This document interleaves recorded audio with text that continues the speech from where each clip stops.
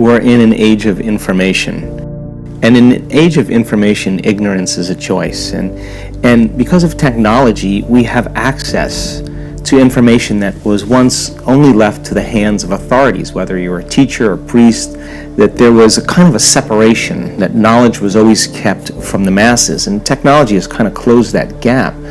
So everybody's informed right now. You can get answers to just about anything at your fingertips, and people want to give their time to instruction, to learn how to apply it, to learn how to take that philosophical, theoretical, scientific knowledge and personalize it, to demonstrate it, to initiate it in some way, to modify their behaviors and do something differently. If you're not defined by a vision of the future, you're left with the memories of the past. And people literally believe in their past more than they believe in their future. That's why they talk about their past more than they talk about their future. People romance their past. They're more in love with their past than they are in love with the future. And people who actually create amazing things in their life just were more in love with their future, and they kept it alive in their mind every day. And they, like feeding a plant or a garden, they're tending to that future every single day, and the delight that comes with it, and the excitement that comes with it, and the emotions that come with it, cause them to literally change their brain and body over time to begin to look like the future has already happened. Now think about that. If there's evidence in your brain and body by thought alone, evidence that looks like you've already experienced your future, what does that mean? It's already happened. So relax, because it's going to find you, and it's going to come in a way that you least expect. That's the beauty behind this. If you could predict it, it's nothing new. It's got to surprise you. The brain learns by mistakes and surprises. So why not be surprised by an unknown coincidence or opportunity or synchronicity? And the moment you notice what you did inside of you that produced that effect outside of you, you're going to pay attention to what you did, and you're going to do it again, and you're going to believe less that you are the victim of your life.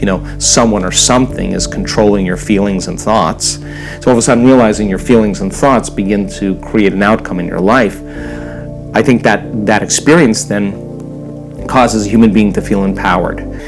And the other thing is that most people live by the same feelings every single day. People wake up in the morning, and your brain is a record of the past, so you wake up and you start thinking about your problems, and your problems are connected to certain people and things at certain times and places.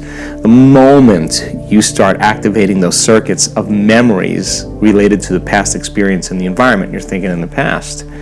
Because every person, every thing, every place has a neurological network in your brain because you've experienced it. The end product of an experience is an emotion. So when you start thinking about your problems, you start feeling the emotions associated with them. You start feeling unhappy. So your thoughts are the vocabulary of your brain. Your feelings are the vocabulary of your body. How you think and feel creates your state of being. So most people start their day, every single day, reaffirming their entire state of being in the familiar past. And when I'm stuck in my anger loop, I need to use another emotion to get myself out of that, not the analytical thinking. Well, just ask yourself this question. Yeah. Who is that anger hurting?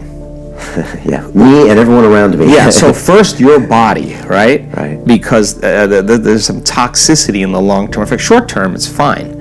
But if you're caught in the rush of anger over and over again, well, you're down-regulating the gene, right? And if you're thinking about the problem, check this out. You're thinking about the problem and it's creating the response of anger. You're conditioning your body to become the mind of anger. In other words, conditioning just takes a thought or an image and a feeling or an emotion. So every time you do that, you're conditioning your body to become more dependent on anger.